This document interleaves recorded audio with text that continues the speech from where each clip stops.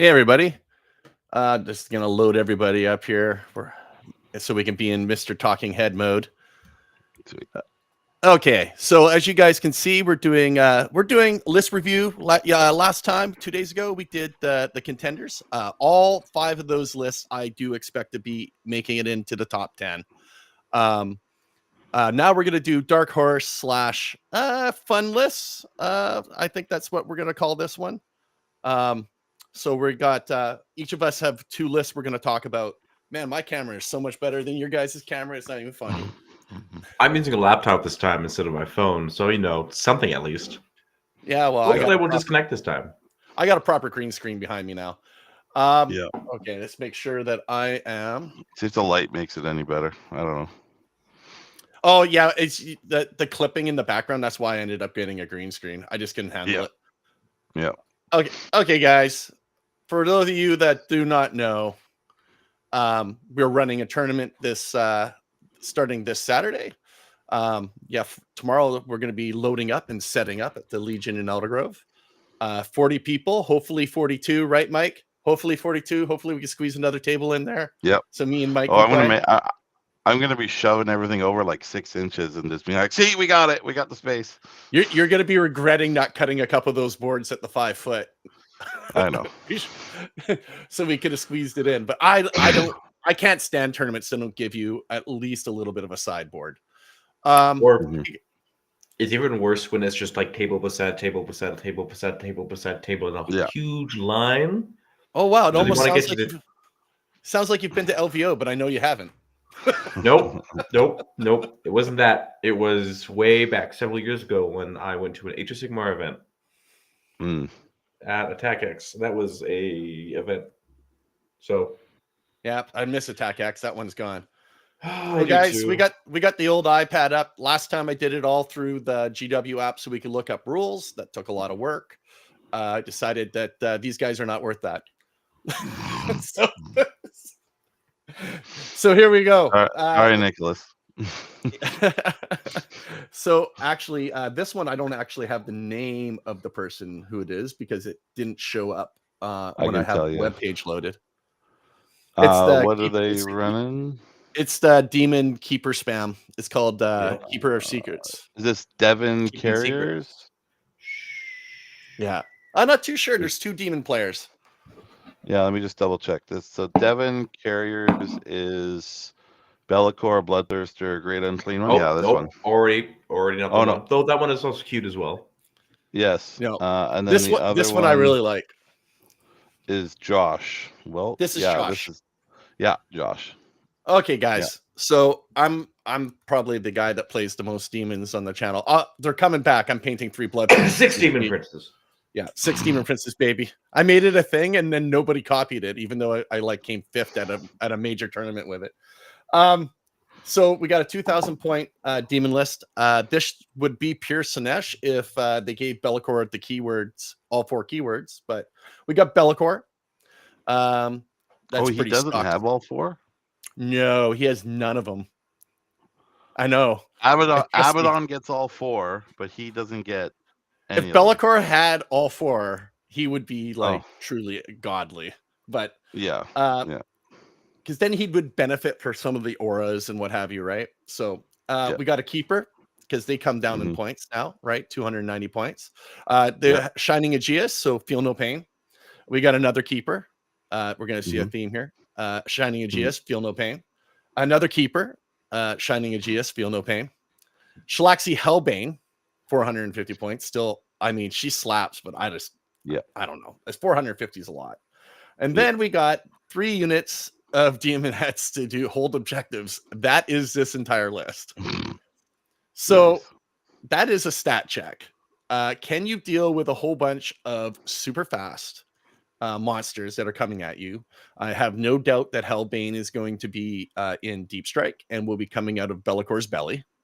So you're not going to be able to line her up. You're not going to be able to shoot most of this army because I'm assuming it's all going to be hanging out around Be'lakor. So you're going to get one shot at when you get within 18 inches. And then if you didn't do a whole bunch of damage, this thing's going to go in and just thrash. Now, its big weakness is armor. like if it runs into like Chaos Knights, I don't know how this list wins. If they just take out it's G and Be'lakor, like the keepers are great, but I believe they're all strength 8. So 8 or 9 on their attacks. And then the snapping claws are even lower. I think they're like strength 6. Strength 8 and strength 6.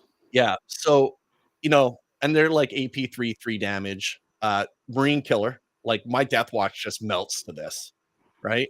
But don't know how it's going to do into anything that has like multiple toughness 10. So I think volume will also kill this, right? Like if you can get within that 18 inches, right? Because of the Well, like Kaz Smiles, right? Like his list, he comes down and he just thrashes it. Now, mind you, if and this is interesting playing in the Kaz, because if this guy just rolls 4s or enough 4s and enough feel no pains, they just pick up absolutely every Marine. So I find it interesting. It's kind of like how I would play demons if I wasn't so in love with Demon Princes. And I will hopefully be able to play this weekend with them. Can the keepers advance and charge? No, we don't get. I think that's an old that's the old like Slaanesh stuff, right? Was advance and charge. So yeah. I mean, the demons lost a lot, and they're trying to. I don't know if they can be fixed with points. They need a book. So, but I mean, this list is going to be play fast. And let me put it this way: I don't think he's going to have a sore back at the end of the weekend playing this list. It's going to be turns 2 and 3, and this is done. Okay, so that's he's going to put down his little demonettes, and they're going to stay where they are, and then 4 models are just going to, or 5 models are just going to move forward, and that's it. Yeah, and they move really fast for a good time, not a long time. Yeah. So that is my first list that I was reviewing. The next one we got is Nicholas James. See, this time the name came up. So I have words about this list. The fellows in this chat, I've asked them about this. And there's a reason for the name, because Shane, who's running the tournament, happened to have a couple of surprises at the end to supply to help the list so that it could be ran. Thanks, Keone. I know. So going through the list, he's running Gaunt's Ghosts, which is obviously it's pretty good unit. A lot of options it provides for Hero Guard. Lets you do secondaries quite well. And then continuing down the line, we have first selection. Oh man, that's a long way after the long way down. There we go. Militarum Tempestus Command Squad. Pretty cool. It's got Grand Strategist, which, if I'm correct, looking at this enhancement, lets you issue another order. And it has a command rod that lets the unit benefit from 2 orders. And then as you can see below that, there's another Tempestus Command Squad. Interesting. And it has Drill Commander. Quite cute. Which proceeds to let the unit, if they don't move, they crit on 5s. So lethal on 5s if they don't move. And then you see another command squad with essentially a Vect ability. You scroll down a bit further. And to note, each of these squads are equipped the exact same. There's a command squad on the Tempestor, and they have a melt gun, a plasma gun, a meta pack, and a regimental standard, and a partridge in a pear tree. Yes. Also, that's the other thing, is that when they're attached, there's a whole list of juicy abilities. Then there's 2 Primaris Psykers, which I'm assuming each one's going to be attached to what is going to be listed with Battle Line and tossed. I'll get more into what I assume will be happening and then what I hope to see. Going on to Battle Line, we have 1, 2, 3, 4, 5, 6 units of Tempestus Scions. They all have a Power Fist, Plasma Pistol, 2 Melta Guns, 2 Plasma Guns, and 5 Hotshot Las Guns. Yes. So this is actually kind of interesting because as is, they have reroll ones to hit. If they're shooting at something that is within range of an objective marker, they get full reroll hits. If the unit doesn't move, they get lethal. If a command squad is attached, they get sustained 1 on all their attacks. The 1 squad, if they don't move, they get sustained lethal on 5-up on all their attacks, rerolling everything. With a 5-up fail no pain for the whole unit. There's 2 Tyroxes, Tyrox Primes. Then there is a Bulgrin squad with slab shields and grenadier gauntlets. And then there's also, at the very bottom, 3 Armored Warglaves and a Calidus Assassin. This is a weird list. 6 of Feel No Pain. Damn. Still, it's a Feel No Pain. It's pretty good for Guardsmen. So correction on that part. But this is a spicy list. And I feel like this is going to be potentially a dark horse. It depends on what he runs into.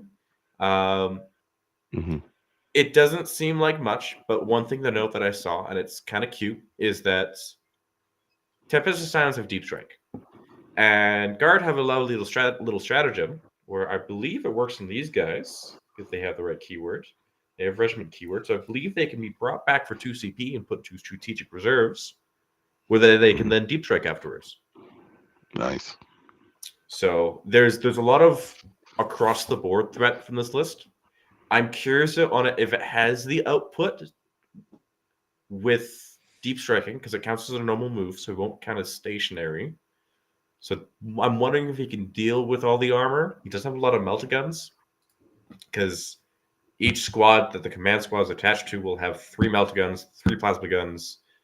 Was it 6 hotshot las guns? And they'll all have full rerolls potentially, or at least reroll ones. So it's going to be interesting to see how this does. I'm looking forward to it. And from it sounds like Nicholas James here has a name for the army. So the Rakan 76th Grenadiers. What do you call it? I think that this list is highly pilot dependent, and it's just a good thing Nicholas isn't good at the game. So,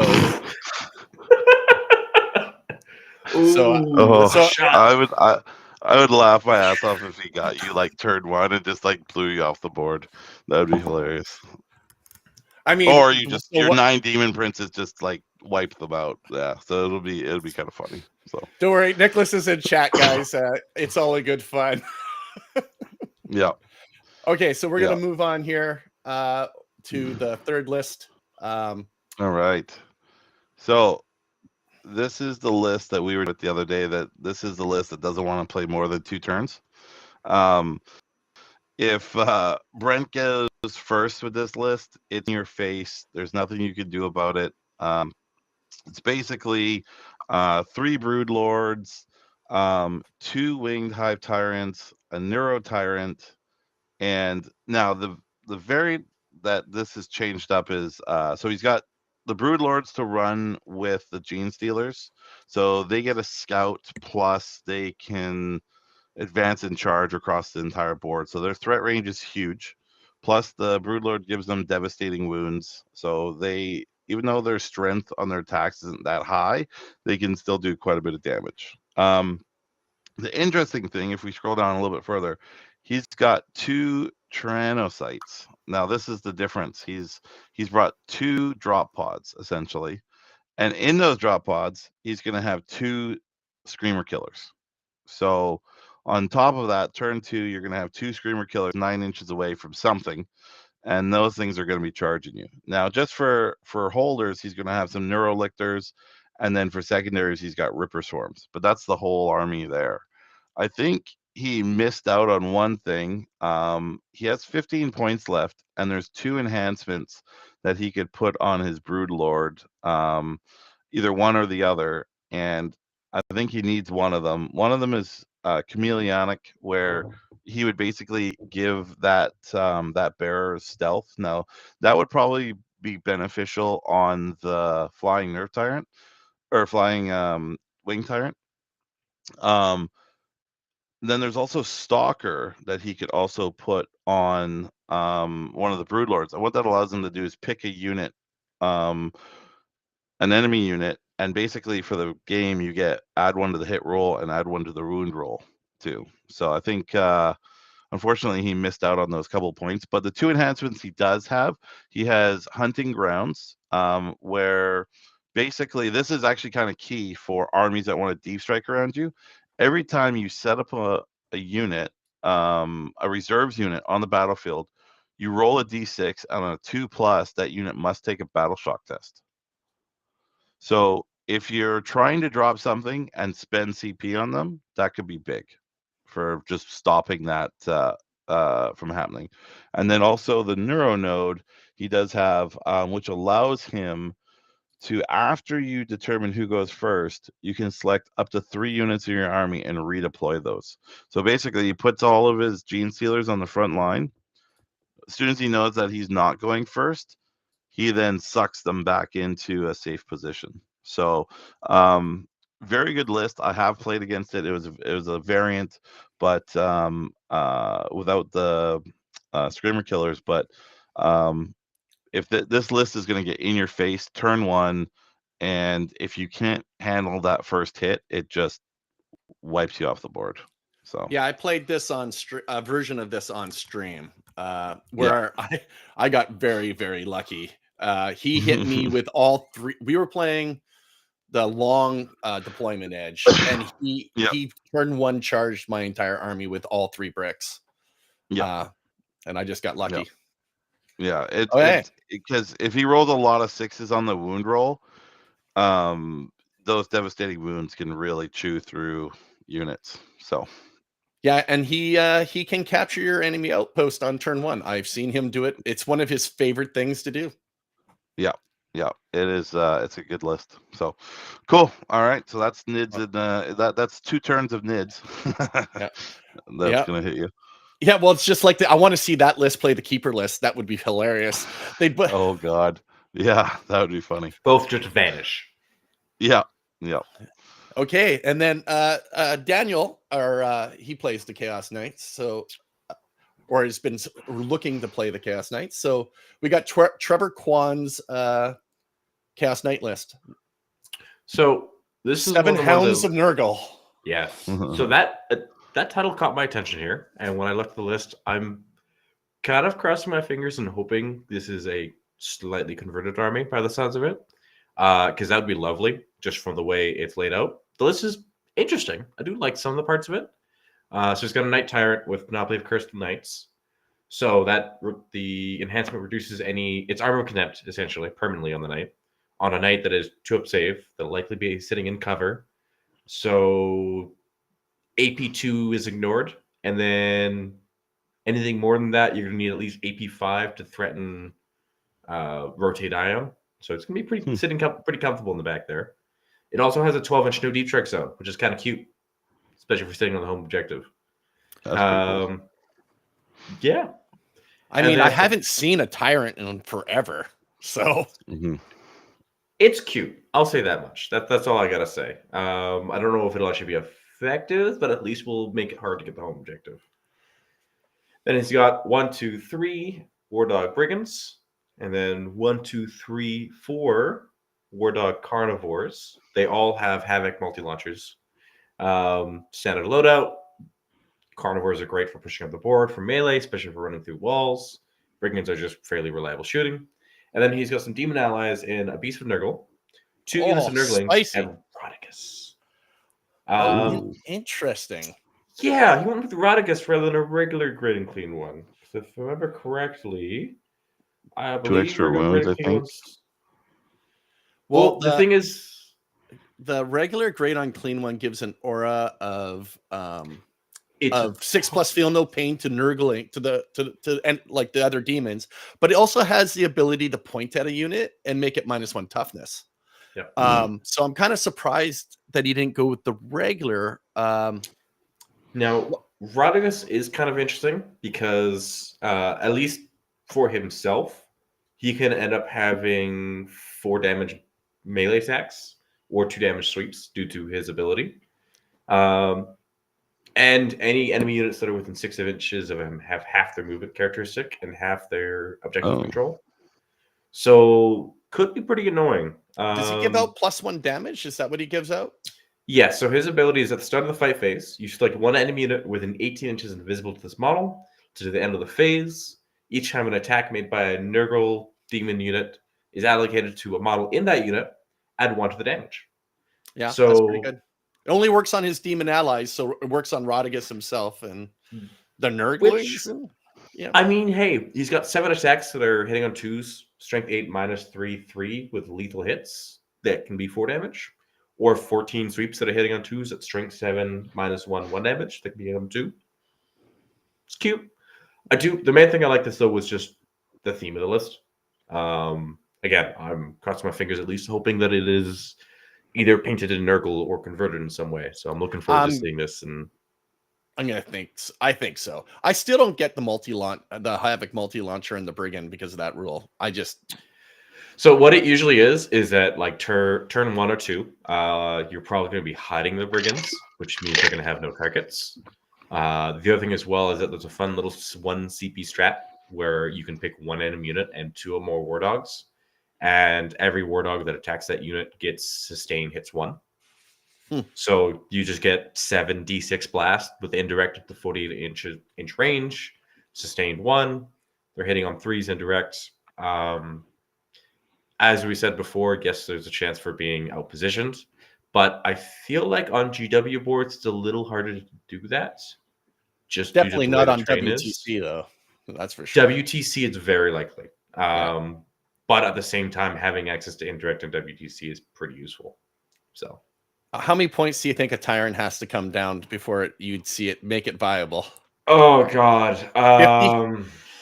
At least like 50 minimum. I don't know.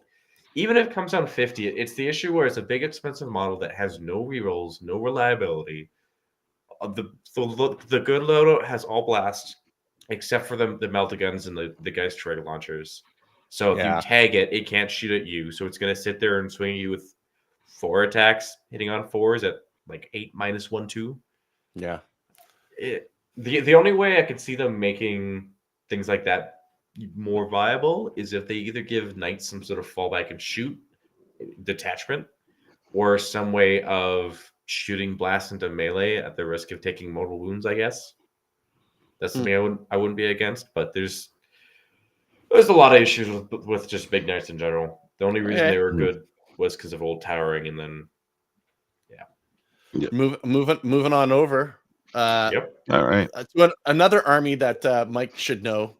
Yes, because he plays Salamanders, and that's why I decided to pick it. So, this is, if I remember, this is Alex. I'm gonna totally butcher his last name, so we'll just go Alex K.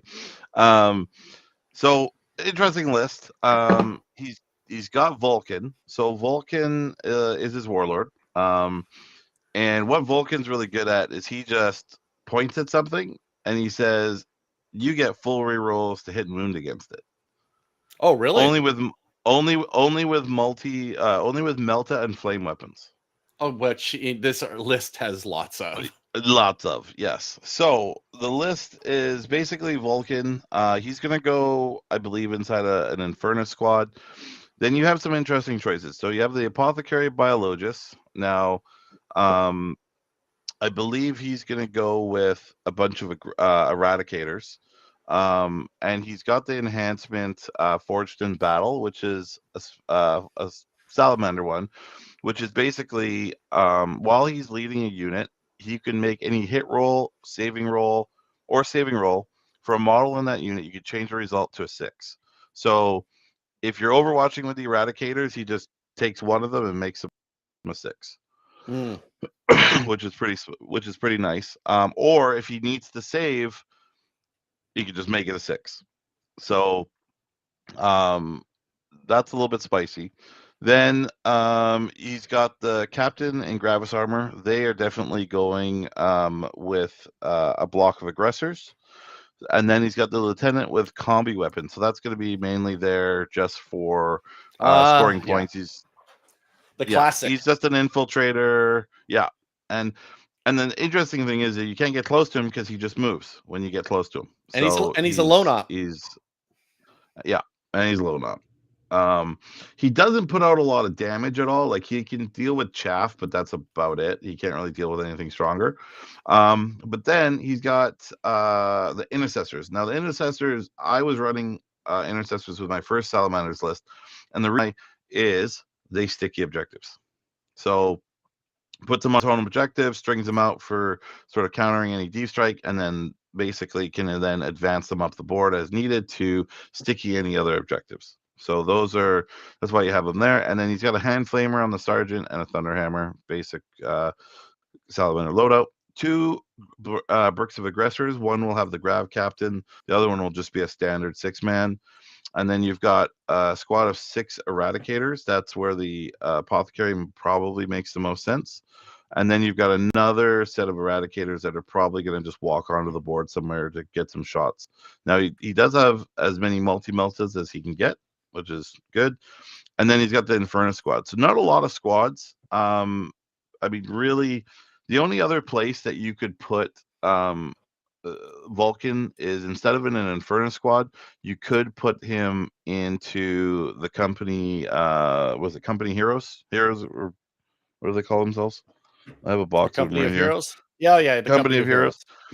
Yeah, because it just gives you a massive amount of wounds to get through before you get to him. And then this is also interesting. So he's got a Brutalis Dreadnought, which has got twin multi-meltas in it. And then I personally like the layout, or the layout with the Talons. You do lose some bolters, but the Talons are much more effective in combat. And then you have regular Land Raider. Now, the other aggressors I would probably figure are going to be in that Land Raider, and then the Land Raider Redeemer, because it could take more people, the aggressors with the captain. And then that's all those points. I see a child coming in through the back of the screen. Okay, I'll be out in a second. That's my daughter. So I mean, this has some pretty good matchups. It does. Like if Brent's list were to charge this, it would not be a good thing. No, the Redeemer alone says no to one unit of Gene Stealers, right? Yeah. It'll just roast the Gene Stealer group. The Brutalis being tough, that will be hard for those Gene Stealers to kind of try to chew through. And the Inferno squad, if it's out of it looks like it's going to be outside of a vehicle, you do not want to charge the Inferno squad either. So yeah, the Brutalis potentially doing 12 mortal wounds in the charge with tank shock as well. It's kind of spicy and fun. Yes. The Brutalis is pretty nasty with tank shock, and then does it have its own built-in charge wounds or turns? Yeah. So, yes, it does. Yeah. So on the charge, you roll a dice. On a 2 to 3, it does D3. On a 4 to 5, it does 3. And on a 6, it's D3 plus 3. Yeah. Nice. And then on top of that, you tank shock. So it's dropping a lot of mortal wounds. It's like the Achilles Dread in Custodes has a lot of that ability too. So yeah. So this list is a lot of flame, a lot of melta, and he's got the character to make the most of it. The reason also why Vulcan, you want to either put in an Inferno squad or the Company of Heroes, is his ability can't work if he's in a transport. So it's funny that you have this whole army that really needs transports, and then like one of your main characters can't use his special ability if he's in one. So you just want to give him a lot of wounds for the enemy to try and chew through. So that's why you either see him in Inferno squads or you see him in the Company of Heroes. So this list, I take it, is another aggressive list.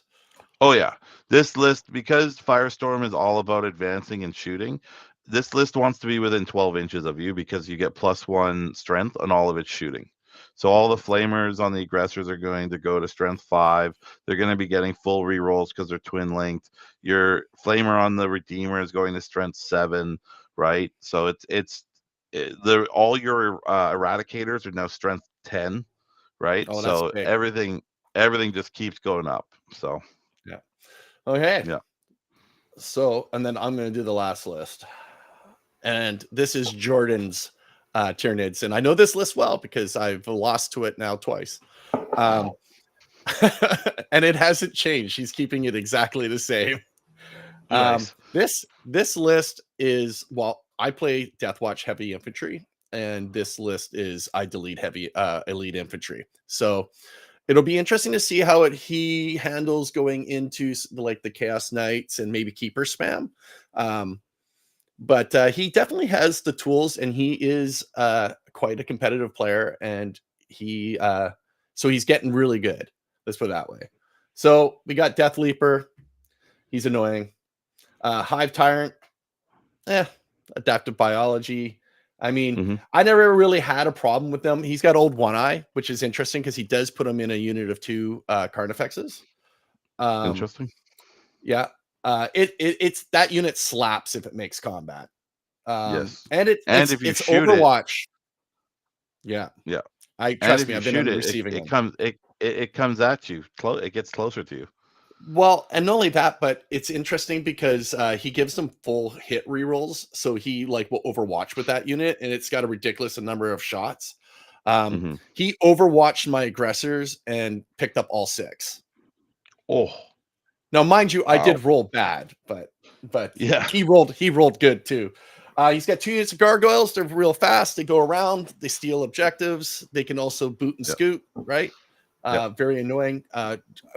Just a really good tool in the toolbox for a general to get onto objectives that people don't think you can get to. He's got the Biovore, which is basically says I can play fixed if I want to, and also pretty good at tactical. Very annoying. There you got the Carnifexes. Those Death Spitters with the Slimer Magnets are what I was talking about with the Overwatch. That was annoying. It's an interesting profile. Yeah, the double Exocrine. I've been on the receiving end of this thing. I call it the penis gun because that's what it looks like to me. This thing is I think it's strength. It's strength 8. AP3 flat 3.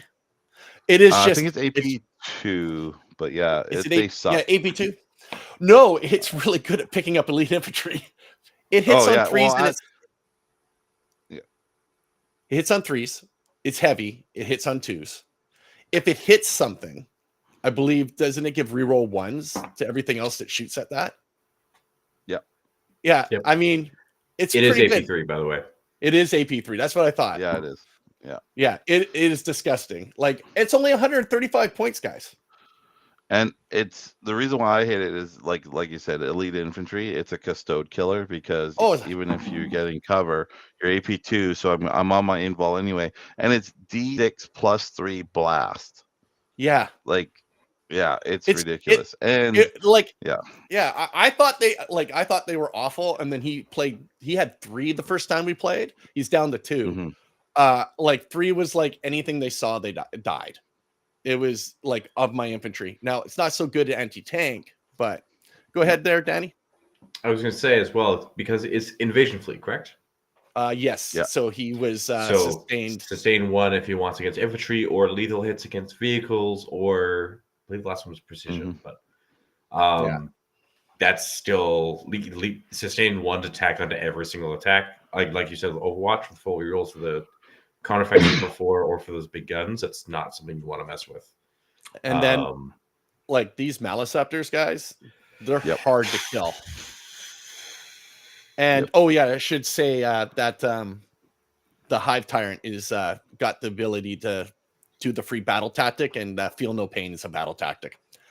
So he'll have those. It's not uncommon for him to have both Maliceptors on objectives that you're trying to remove. They got a 4-up invul, they're tough, and then they're both going to have 5+ feel no pains at the same time. Very annoying. Very annoying. 2 Neurolictors just to say take battle shock. Right? And he's got the 2 Pyrovores, which are flame cannons. So Ripper scores for scoring, and a Screamer Killer, which I couldn't kill for the life of me when I played it last time. Even when I shot at it with my what do you call it? The big repulsor gun, whose name's Executioner. Thanks. Yeah, the Screamer Killer is basically a Terminator. If you're a Space Marine player, is a Terminator killer because it basically hits on 3s, but it has 10 attacks, and it's strength 10, so it's wounding regular Terminators on 2, and it's AP2, so it's perfectly putting them on their invul, and it's 3 damage. So he's a lot of 3 damage in this army. Yeah. It's not a nice unit. Now you have to. The trick with that one is obviously you got to kill it before it gets to you, but it's a T9 2-up save 10 wound model. that moves 8 inches. It's not easy to kill sometimes, and it's going to be in cover because those arms are so long. You could literally just loop an arm around a building and be like, "I'm in cover." Yeah. What are you talking about? Just have Ignor's cover on your guns, right, Chris? That's great. Exactly. You get to choose one. Yeah, you get to choose one. You don't get both. That's banned. Well, it sucks because I do. Rules. For Shane, Shane didn't put in the players pack, so no. Better hope that your opponent doesn't ask for a table judge, and it happens to be me that shows up. I'll just call Shane over. You get one. You get one. Yeah. Pick one. Yeah. Yeah. So there we go, guys. That's I'll unshare that screen. We're still getting used to the whole thing here. So I guess that's good enough. So of those what did we go over there? We went over 6. Yeah. So of those 6, who do we gonna put, like, if you had to pick one, like, top 10? Because I definitely think that the last 5 we went over on the top contenders, I think all 5 of those, I'd be shocked if they weren't in the top 10. Who do you think any of these guys sneak into the top 10? I do think Nick's list can, because not a lot of people are going to be expecting that much. Yeah. Because it can be very in your face turn 1 very quickly. Yeah. Not turn 1, it's turn 2 still. I think Brent's list is all about matchup. Like, Brent's list goes off against the Salamanders roast him. But like, if he doesn't run into an Overwatch heavy army, I think that list has legs. It just pins you, right? And then he just scores, and then he dies, but you can't get out of your zone. So and if you can reach somebody else's home objective, you can tag any unit in the game. So like, if you're Kaz, right? I'm just saying, like, and you've got your Centurions on the table, right? You tag them, they can't go up and down, right? So and they're not really that great in combat either, like the Centurions, the Devastator ones. So I mean, it'll be really interesting. I think that one has a chance, and like Shane is saying, the Keeper Rush also, because they're just big models. I think that will be interesting.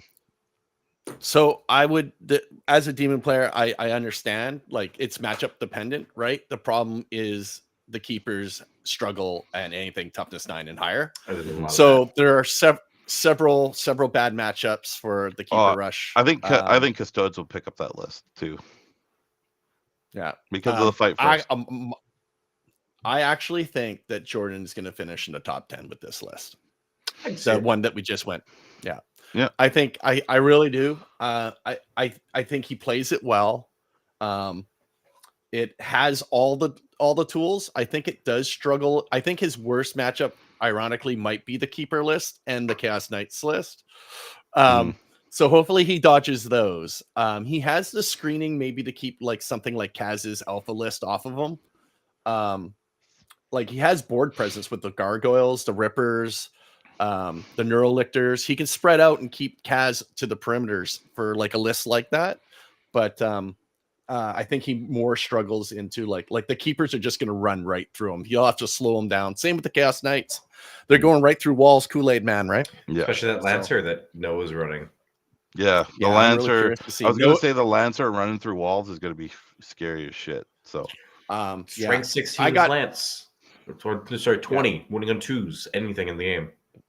Yeah. Double tank, and then the tank shock for free. Yeah. No, I mean, and Noah's no slouch, right? No, he's a good player. I've talked to him before. Yeah. So, So, guys. So that's just our take. We'll probably be. There's no streaming. Oh, actually, I got to do a couple of ads while I'm here. I made sure to do it. So, guys, if you guys are watching and you guys have made it this far into the video, I should have probably done it in between lists. On the screen, the Heroes of the Mid-Table Spring GT tickets are on sale right now. 16 of the 40 tickets are currently sold. QR code there. I should have probably put links in the description. We'll get on that maybe. And boop. Cascade Clash, guys. Speaking of Noah, he's basically the guy behind that tournament, I believe. So 101 of the 150 tickets are sold, and that might not be up to date. It actually might be a little bit higher now. QR code on the screen. That is March 8th Several members of the team are going. Me and Mike are going. Danny is not. Not at the moment, unfortunately. Oh, that's probably better. My head's too big. Moving on, Wet Coast. Look at those tickets for Wet Coast now, eh? And that's not even up to date because I did that not too long ago. That's 141 out of the 200 tickets sold. Been jumping up. Yeah, it might even be higher right now. I'm not even sure. He might be up to 150. So if you guys are looking to get on that, that's Easter weekend, and it has a weird start time. It's actually because it starts on Good Friday because Dan wanted to try to give everyone Easter Sunday. He's at 143. So that's interesting. He's at 143. 143. Yeah.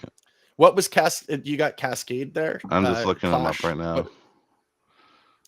Cascade Clash is, there's a couple of them. Just looking for the 40K.